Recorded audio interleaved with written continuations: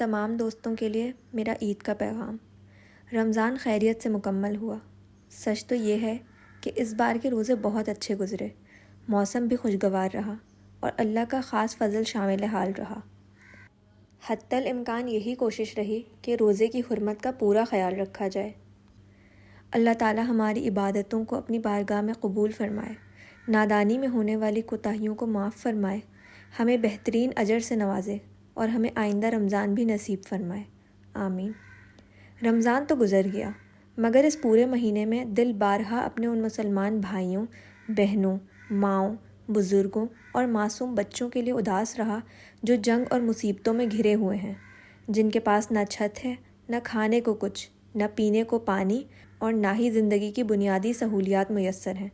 ہماری بے بسی بھی ایک اذیت ہے کہ ہم چاہ کر بھی ان کے لیے کچھ نہیں کر سکتے، اور جو کر سکتے ہیں وہ بھی اکثر بے حسی کی چادر اوڑھے بیٹھے ہیں۔ دنیا ایک عجیب بے چینی اور اضطراب کا شکار ہے۔ حالات کس طرف جائیں گے کچھ کہا نہیں جا سکتا، مگر ایک بات واضح ہے کہ مسلم حکمرانوں کو متحد ہونے کی اشد ضرورت ہے۔ انہیں اپنے ذاتی مفادات سے نکل کر پوری امت کے لیے سوچنا ہوگا اور دین کی سربلندی کے لیے عملی قدم اٹھانے ہوں گے۔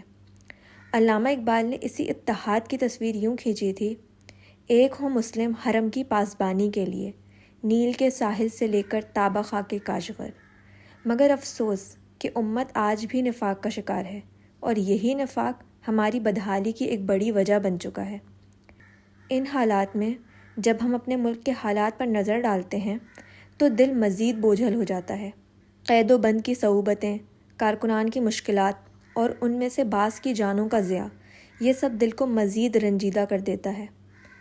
آج عید کا دن ہے، مگر جب امت کے ایک بڑے حصے پر دکھ اور آزمائش کے بادل چھائے ہوں تو خوشی مکمل محسوس نہیں ہوتی۔